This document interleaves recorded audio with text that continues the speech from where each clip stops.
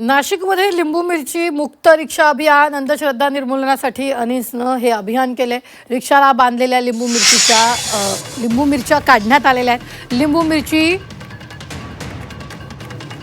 गंडेदोऱ्यांविरोधात जनजागृती सध्या अनिसच्या वतीनं केली जाते। नाशिकमध्ये लिंबू मिरची मुक्त रिक्षा अभियान सध्या करण्यात आले, तर रिक्षाला लावलेल्या लिंबू मिरची काढण्यात आलेल्या आहेत आणि गंडेदोऱ्याविरोधात सध्या अनिसनं जनजागृती सुरू केली आहे।